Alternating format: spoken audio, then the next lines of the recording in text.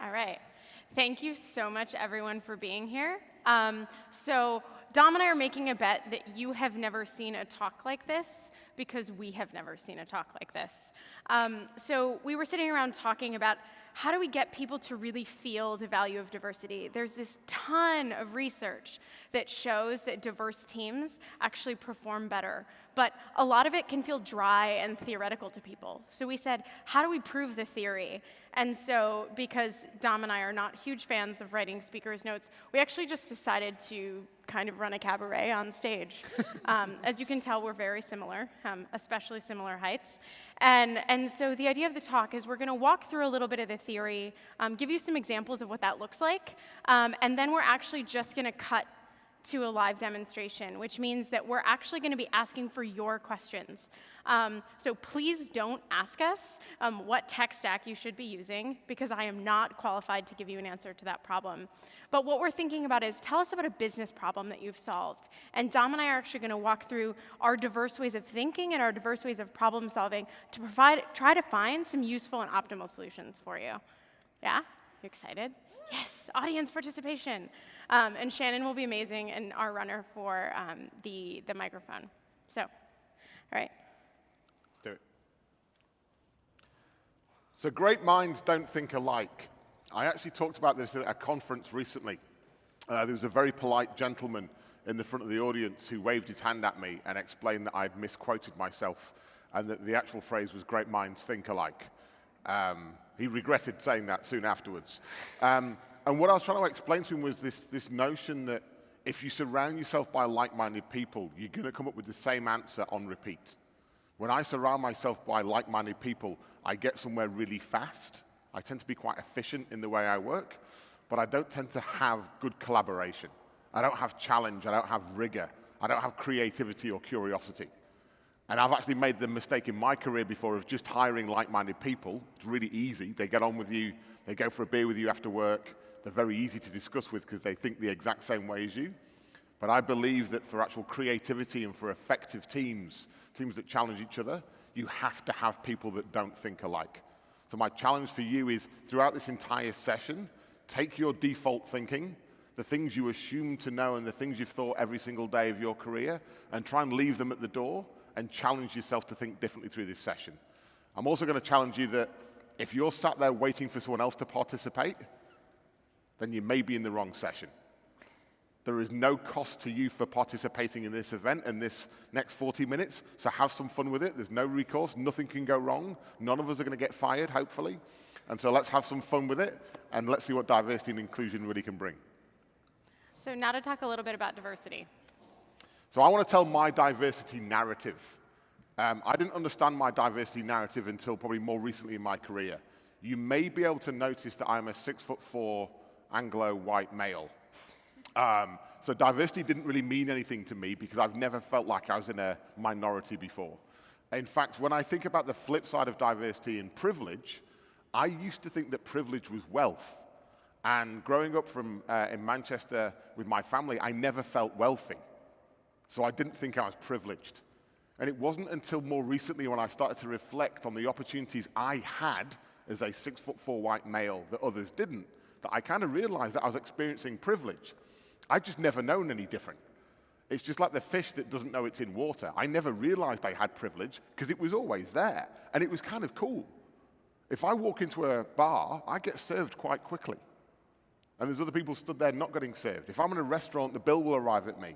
If I'm in a restaurant, the wine list will certainly arrive with me. There's all these biases that exist in the world that I hadn't even realized because they were normal for me.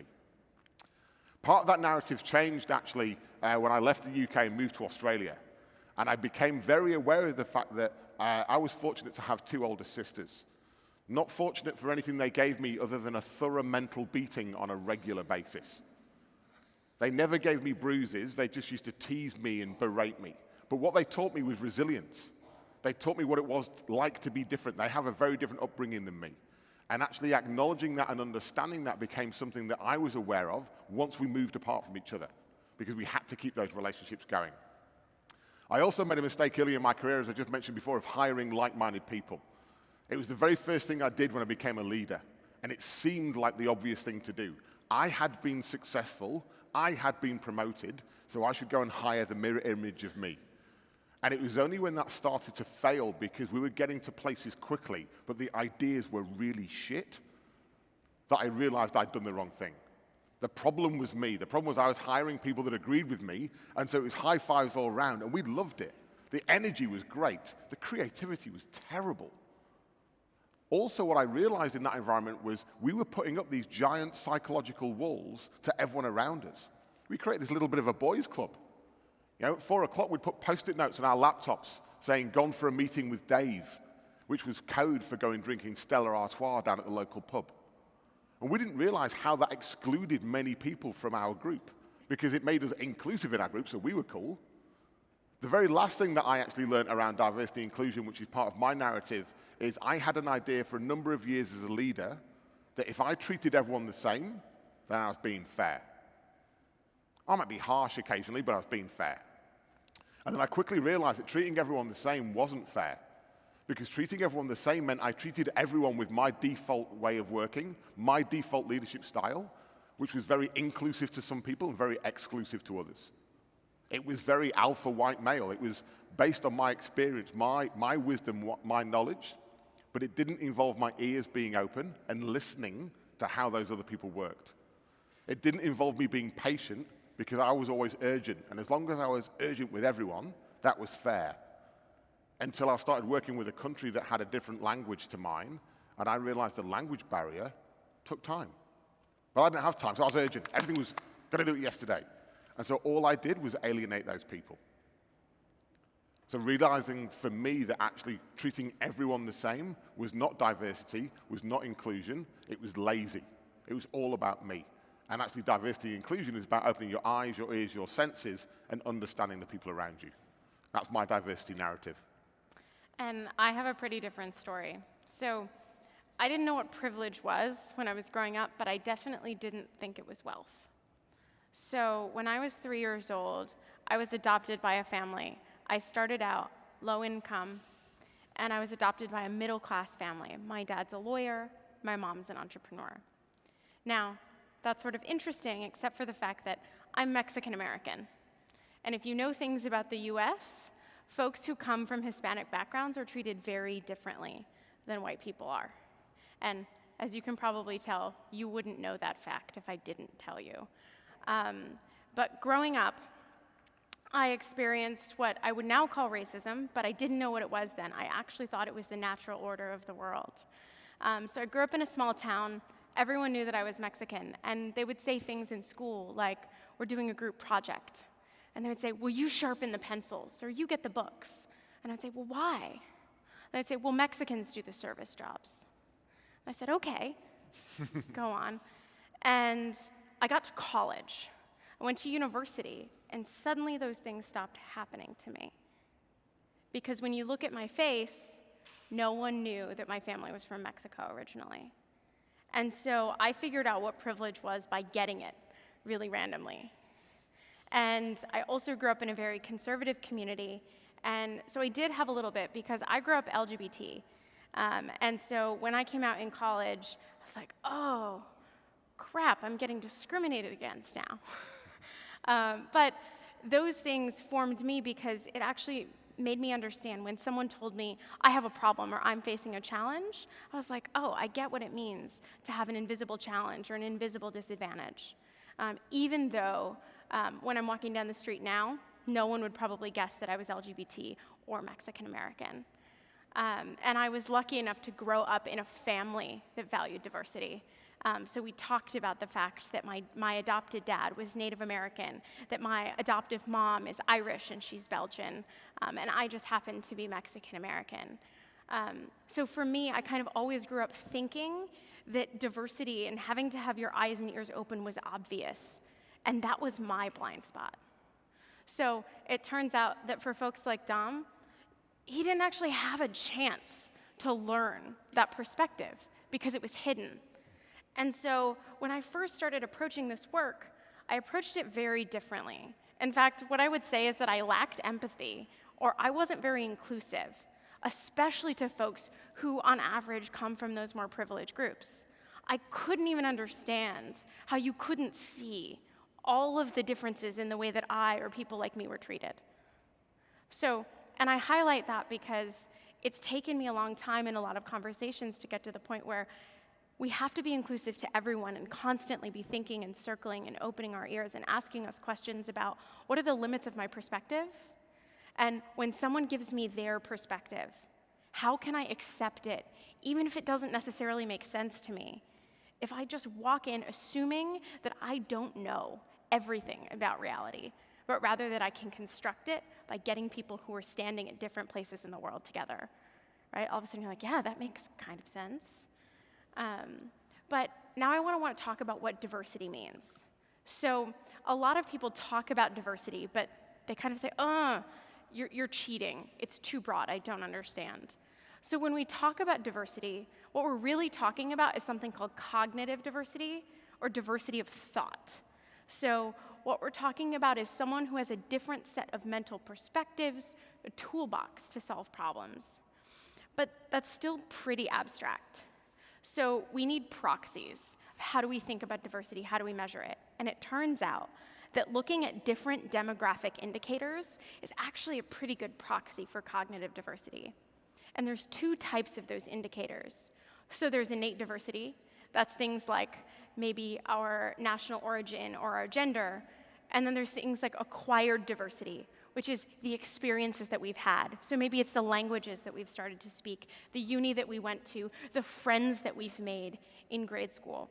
And all of these things add up to give each person a unique mix of perspectives and tools that allows them to solve problems in unique ways. But we talk about diversity, but there's an ampersand in my job title. I just left it off because it was too long for the slides. And that's inclusion. So what is inclusion? Dom mentioned it in his talk, and it's really the feeling of being psychologically safe, which means that you feel that it is okay for you to take a risk and to feel a sense of belonging.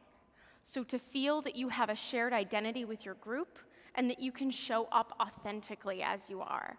And it turns out when we talk about diverse and inclusive teams, having one without the other means you're not going to get anything. So we've talked about the value of it, but I want to give you some real-world examples. So if you have a team that looks like this, there's a good bet that your team is going to solve logical and creative problems better, and you're going to arrive at more optimal solutions. So first, let's talk about what happens when you lack diversity on your teams. How many folks here have ridden in a car that has an airbag? Yeah, like how most people. So it turns out that when airbags were being developed in the 1950s, I think the team that created those were all men. And when they were testing those airbags, they said, well, how are we going to get the test dummy? And so they took an average body mass and body measurements from the team and then tested those airbags.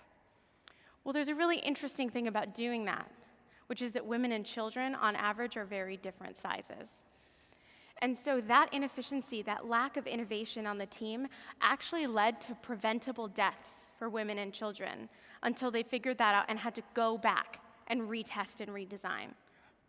That's a real-world example, but this happens in technology all the time. Thinking about when Google released facial recognition software. Did anyone remember this? So it turns out that the face classifiers in Google Photos was actually classifying people of African origin as gorillas. Yeah, pretty horrifying. But if you think about why that happened, that algorithm had to be trained on a data set. And if there was no one with significantly darker skin in the room, nobody noticed that dark-skinned people were missing from the training data set. That was obviously a PR disaster for Google, but think about it just from a product utility perspective. You've lost a ton of utility. Or another great example is with online abuse. So it turns out that women are 4 times more likely to be threatened online for expressing an opinion. And so if you haven't had that experience, you might think that adding a comment section to your product or your website isn't a big deal. But it turns out when you add comments or you change your privacy settings, women are disproportionately likely to leave your platform because they're more likely to experience abuse. And what's the best way to think about those things? The best way is to have the people have those lived experiences, provide that feedback, and help your team do better work. So there are sort of some principles about how diversity works. So teams change the world. This is the thesis of Atlassian, is that every great human achievement has been built by a team. The second is that diverse teams just perform better. So the mathematical theory that determines this is by Scott Page. And what he showed is that diverse teams actually perform better on both logical and creative tasks. As Dom talked about, they do pay a tax in coordination. It takes a lot longer to collaborate with diversity, but that's diversity that creates the creative tension that actually leads to those breakthroughs. And then the third thing is that diversity does not matter if you do not have inclusion. Because without inclusion, the people with the great idea, the breakthrough, won't ever get to say it. So that's the theory, which is wonderful, except diversity inclusion is really fucking hard, right? Otherwise, you wouldn't be here, and we would have solved it. We could all go home early, have a siesta, have some wine, generally relax, beer, wine, soft drinks. I like to be inclusive, a drink for anyone. But it's actually really hard, right? And it's really hard on purpose. Again, if you just pull back to the simplest form, a recent Ernst & Young survey said that 90% of organizations are solving problems so complex they have to have teams. So 90% of the organizations in the world right now that are trying to build products and services and be awesome and relevant have to have teams because the problems they're solving are complex. And yet 87% of teams are talking about being dysfunctional or lacking trust. Now, when you think about trust, like-minded people are a lot easier to trust. They're going to sound and smell and look and feel like you. So it's very familiar. If you want to build psychological safety, surround yourself with the same people as you, because you'll get there really quickly. The problem is you're going to lack that vital ingredient of diversity. So why is it so hard? What is the complication? Why are we all here today? When I think about this, I think about how you actually build that environment of inclusivity, how you start to understand the people around you. The first thing for me that I do is understand, why do I even care? Why do I even bother? And so that first step is saying, if I'm just solving a problem from my lens, then I'm literally repeating the definition of insanity. Certainly if I've tried to solve it before. And I have done this where I go and solve the same problem on repeat and come up with the same failed answer, and all I do is get more frustrated. I think it's why I have so little hair. Actually, what I need to do is just pause and realize that diversity and inclusion isn't a tax, but an investment, and go and seek out those people and collaborate with them. The mistakes I've made and other people make with collaboration is confusing it with consensus. And that's where diversity definitely feels like a tax. Because if you get all those different views in a room and say, let's discuss until we all have the same opinion, you will never get there. Or by the time you do, your competitors have already beaten you there. They've already got there quicker than you. It's not about consensus.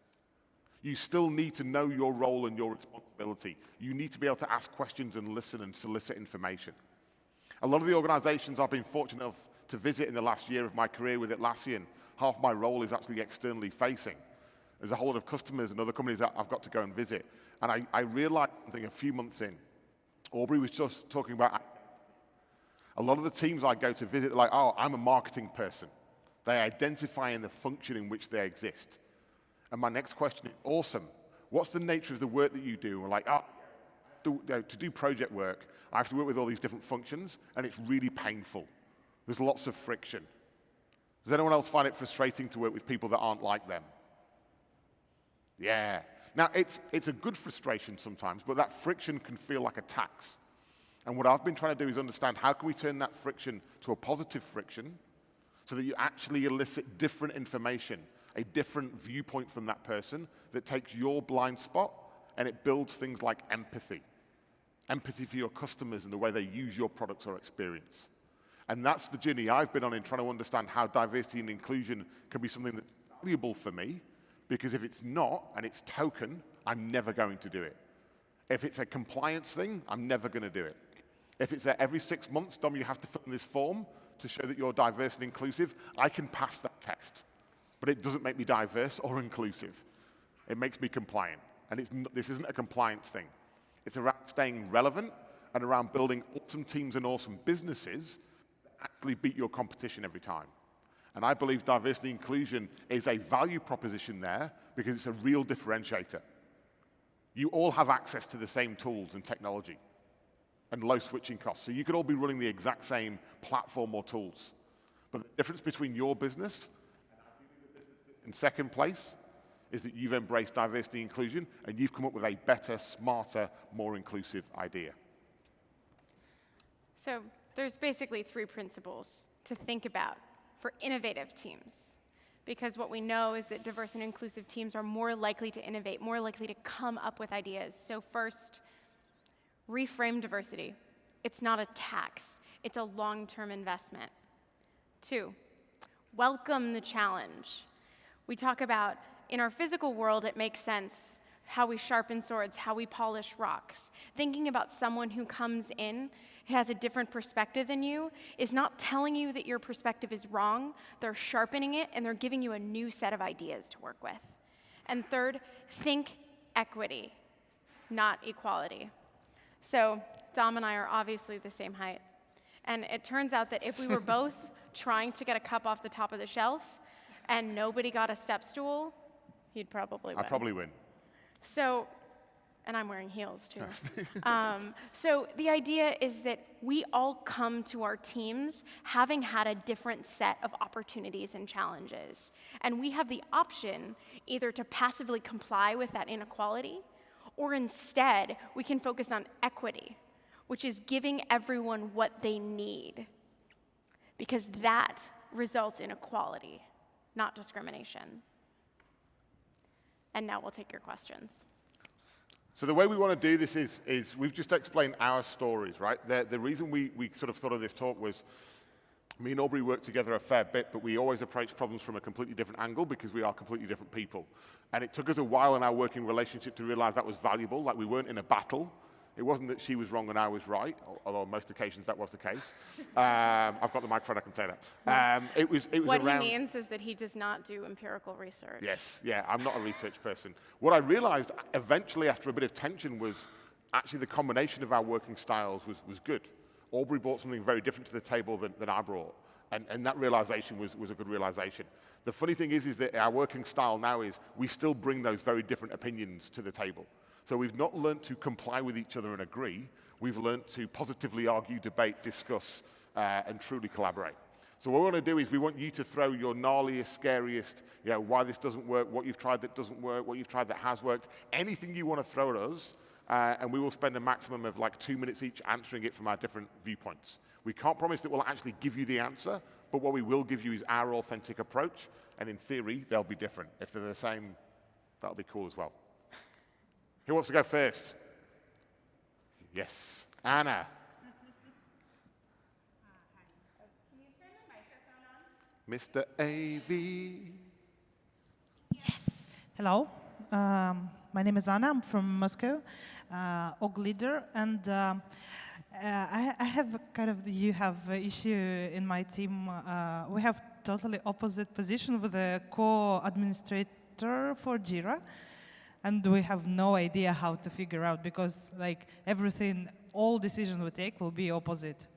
Like how to structure, how to come up with a team, how to educate teams, everything. And for half a year, we haven't found the answer because he's not going with my way and I'm not like, I can let him be right sometimes, but still I will have my position. All right, toss a coin. Who's going first? Me, always. So the way that I would approach that problem is I would say, what do we know about the outcome that I want to drive? And what is true in the world about what influences that outcome? So I'm an empirically trained researcher that ended up in HR. So what's the outcome that you're trying to give to your users as a Jira admin? More efficient workflows? Yeah. Support agile transformation for the company. Okay, so I would go and I would look and say, what's the core problem my user is trying to solve? I would actually go to JSTOR or Google Scholar and start doing research about, yes, totally. I say research says like 68 times a day. I would go there and I would actually say what kinds of behaviors or what types of psychological tricks do get people tripped up on, and then how do I design the solution around that? So that is how I would approach solving the problem. Yeah, so I think the question you've asked is actually around decision making. And decision making is both an art form and a science. I've yet to see a single business that I've been to fully solve and nail decision making. It tends to be the number one thing people whinge about in companies, and it tends to be there for a valid reason, right? It's really hard. I actually find from my non-research, purely anecdotal, that when you have a more diverse group, decision making is even harder, because you've just basically purchased more opinions. Right? And opinions are a pain, because you've got to let someone down, right? And that can start to feel like a battle. In my experience, decision-making becomes a battle when you don't have empathy or the emotional intelligence to have a fair and sensible conversation. It's when you want to win and you feel that the other person needs to lose, or if they win, then you have to admit losing. And when you're in that battle, it's you against them, and it's nothing to do with the company, it's nothing to do with the team, and it's nothing to do with your customer or competitors. It's a very selfish kind of almost Neanderthal man-like response, like, I must win more than I lose at work. Decision-making, by its very nature, is often a collective discussion. Where I've seen teams struggle is when they think decision-making is consensus, and either they all have to agree, or majority, we've got to get X% of people to agree. One of the practices that we've been applying, we've kind of copied from Amazon and mimicked, which is the one-way door and the two-way door. The one-way door is the door that literally, once you go through it, you are through that door. There is no way of coming back. They are the big, gnarly decisions that probably are made infrequently in a business or a team, and they are fundamental to the way that team operates, your vision, your direction. They are an existential threat or systemic to that team or business. There aren't many one-way door decisions. The other decisions are two-way door decisions. Now imagine the door says on it, garden. You're going to assume that behind that door there's a garden. But what, for whatever reason, happens in businesses, we stand there and we wonder, I wonder what's behind the door. I'm going to invite some people along to stand at the door with me, and we will endlessly debate what might be behind the door. And you stand there and you have your meeting, right? This happens in Atlassian. You have the discussion.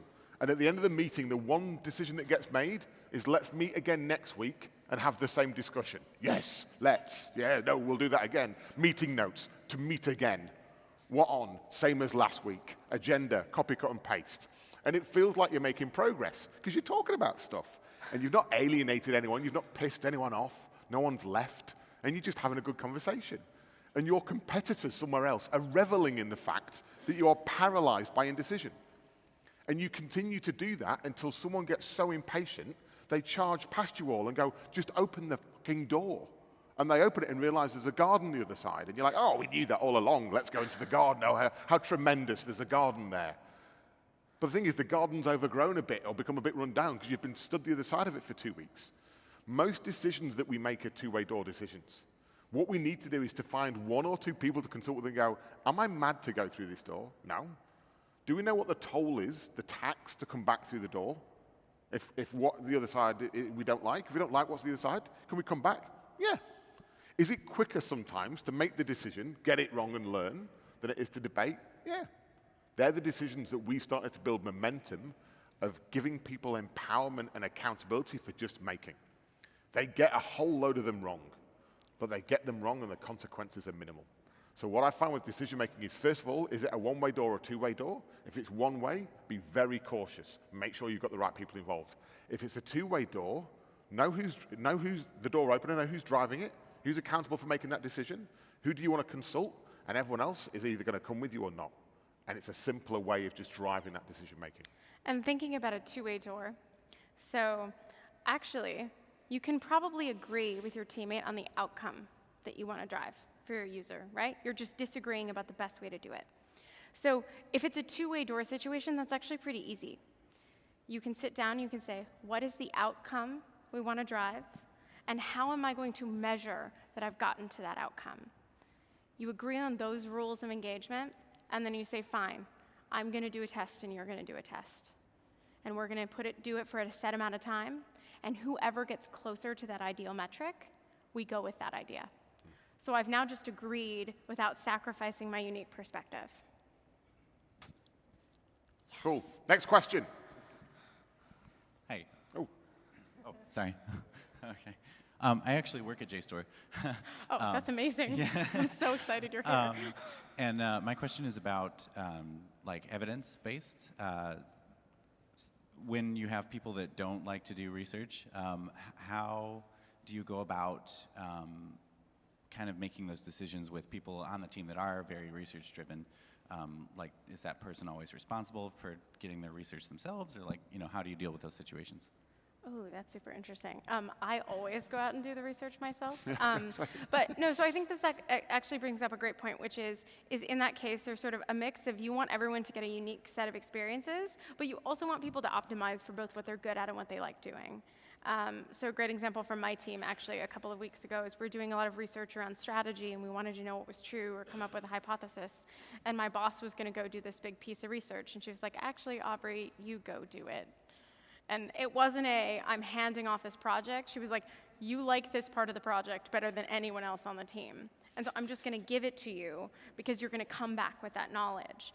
But another one of my team members, so she has this like amazing mind for finding the right people, which is actually not something that I excel at. So like figuring out in my mind who the right stakeholders are, who the right people to be consulted or informed are, it takes me a lot of time and thought to get that right. And she just has a sixth sense about it. So that was her piece of the project. And so instead of saying, oh, well, you need to do this, and certainly she did a small portion of research, and I got consulted about who I thought should be in the room to be making that decision. But we were really optimizing for our strengths and recognizing that when we brought those things together, but did a little bit of each other's sort of area, that we actually ended up with a really, really strong set of ideas and principles that we wanted to test. And then we also got buy-in from all the right people, so we're going to actually be able to move forward and do that.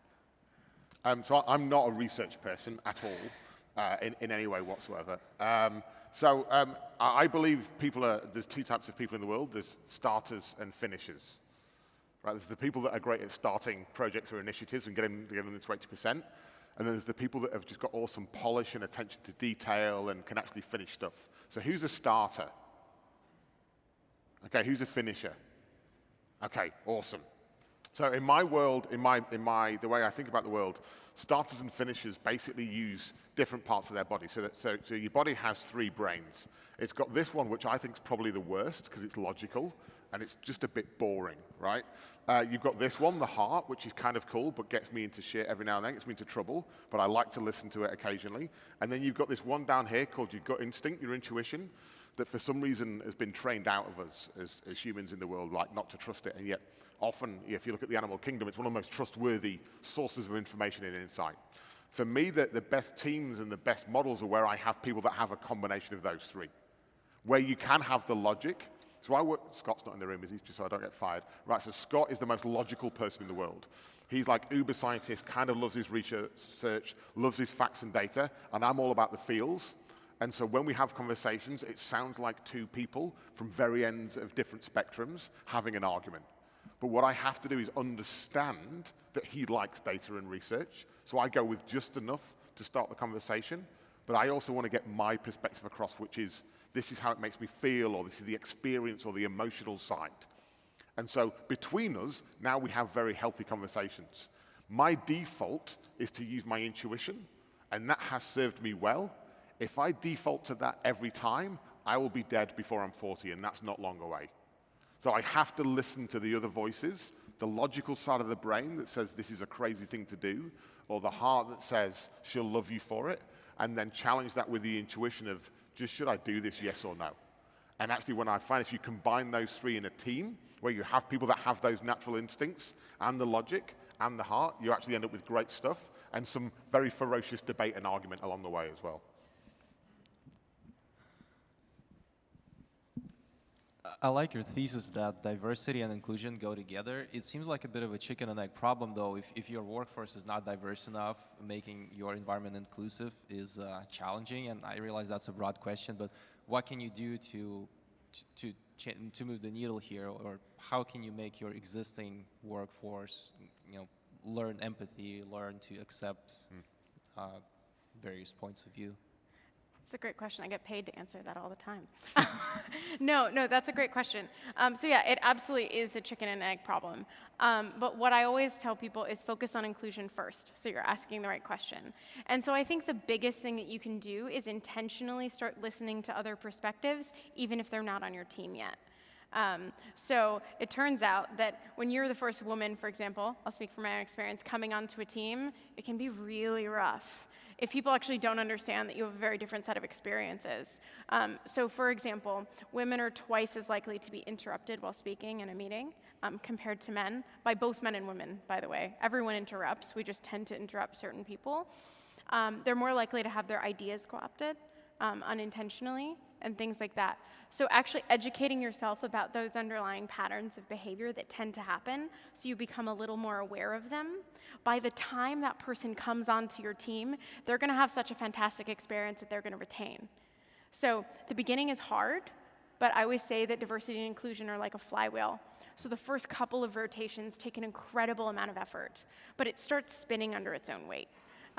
Because once you start questioning all of your existing practices and unintentional habits, suddenly it becomes a lot easier to change the second and the third and the fourth habit, right? Because you've already opened up your mind to the idea that you might do something in a meeting that could cause exclusion for someone. And so when someone says, hey, you said that thing or you did this thing and it, it made me feel this way, or I think it might have had that effect on that other person, you're like, okay. Yeah, I can adjust that. That's not a big deal. But the first time that happens, it can feel so incredibly alienating, right? Because a lot of times, so an example, right? I teach a lot, and I hear, and I'll say, oh, well, do you know that women are twice as likely to be interrupted? And what a lot of people hear is, you're calling me a sexist and a misogynist. I'm like, no, I totally think you're not. I think that you have a bad habit. And so instead of getting into that, like, you have an identity crisis, like the first time you realize that you have privilege or advantage in some way, and like actually just going through that on your own is really helpful, because by the time you get those colleagues who are different from you, you've already done that. You've already learned how to work through that identity and that logical problem, so that when you come across whatever the next inclusion challenge is, because you probably can't predict it, because you don't know what someone's life experience is. Right? Maybe they have a particular sensitivity based on their life, or maybe it's their gender or their national origin. An example that's great that we use in our Amsterdam office, we talk about diversity differently everywhere because what's relevant, but we talk a lot about communication in our Amsterdam office. So we have about, I think, 85 folks there, and I think we have more than 37 different nationalities. And so looking at the way our Swedish Atlassians approach a problem is very different than the way that our Polish Atlassians approach a problem, which is very different than the way our UK Atlassians approach a problem. And I think one of the famous Atlassian stories was, thanks for coming in. So this phrase got used a lot, and in America it means it's just a banal pleasantry. In our Manila office it meant, like, we love you so much, and one candidate thought they got a job when they didn't. And in Sydney, it actually means, please get out of our office. And really, that was a diversity and inclusion challenge, that saying the same words, depending on who heard it, meant completely different things. And every single person had no idea the effect that they were having on the other person. When I think about, kind of back to your question there, this idea of what comes first, in my experience, the software world has taught me an awful lot about iteration and about breaking things down into small, manageable chunks. I think if anyone starts a giant diversity and inclusion program that has an 18-month roadmap, then they're starting out destined to fail. Because the idea of a top-down mandate of you will be diverse and you will be inclusive, and here are the 10 things you need to do, you will get that compliance regime, but you won't actually get the value or the outcome. So for me, it's a lot of experimentation. It's a lot of making mistakes. I get this wrong a lot, and I'm thankful that I'm surrounded by people that will happily point that out to me with great volume and furious vigor. I think the biggest way that we've taken giant steps in actually making a difference with diversity and inclusion is storytelling. Like this overlooked art of storytelling. We have quite a significant blogging culture within Atlassian. There are no controls over who can write a blog and who you can publish it to. And that freedom to express yourself and tell your story, and the fact that once one person has, the next person has. And once that person has told their brave story, the third and the fourth one comes out. We've had recent stories about mental health issues, drug dependencies, abuse, divorce, a whole lot of people telling stories which every other organization I've worked in would have been brushed under the carpet, or someone would have been told, this is a workplace, keep your personal shit, like, I don't care, I mean, that's your personal life, I don't want to worry about that, but it's them. They're a human being in work and they're a human being outside of work. And the more we treat humans like humans and actually listen and engage, the better our teams will become. And so for me, that storytelling aspect gives us a unique ability to share those stories and build empathy. I was actually walking through the airport the other week and I saw a guy buy a book called Learning Empathy. And a little bit of me died inside. Because I know full well he's going to read the book and go, I'm empathetic now, I've read a book on empathy. And I'm like, you're not. You may understand empathy, but you're not demonstrating or applying it. And I think it's, diversity and inclusion is not an exam, right? It's practice what you preach, get a few things wrong, and be willing to learn and be vulnerable. But don't assume, I think that the worst thing that a lot of people can do, and I think this has come up in a few of the actual panel discussions we've had, is if you set a bar of prove it and adherence and 100% compliance to diversity and inclusion, it feels too hard for people, and they're just going to go into their shell. Like a person being silent is not diverse and inclusive. You've shut them down, and that's very, very dangerous. And if you build the wrong program, all you do is you shut people down, and you don't hear any of the angst, so nothing's gone wrong. But actually, I think under the surface, an awful lot's gone wrong. Yeah, and I would also say that, so I talk a lot about this concept of intersectionality, which is like a really expensive, scary word, but all it means is that we all have layers. So we all wear different identity hats all the time. So I'm female, but I'm also American, and I'm an HR person, and I'm all of these things. And so my guess is that your team already has some diversity on it, and so you can begin practicing your inclusion there, right? Because even if your entire team is white men, maybe they come from different towns or different socioeconomic backgrounds or have different skill sets. And so you can practice that empathy and starting to create inclusive space for people, even for people who resemble you in some ways. So then when someone who comes in that's very different, you've actually already developed that muscle. So my goal is that by tomorrow, it won't be Dom Price all the time. This will actually be your signature quote. So the challenge for you is taking action. I think that the biggest danger with diversity and inclusion is waiting for someone else. I think at Atlassian, there's been a period of time where we're like, oh, we've not got a diversity and inclusion person. I don't give a shit. Anyone can start that. You all have the power and the ability and the wisdom and the smarts to do that. If you've got any more questions for me and Aubrey, I'm going to be hanging around the team playbook booth on the expo floor for the rest of the day. You're going to be around doing 1% pledge and various other things. So come and ask any questions. There is no question that we're too shy or afraid to answer. And good luck with the challenge of being diverse and inclusive. Thank you very much for your time today.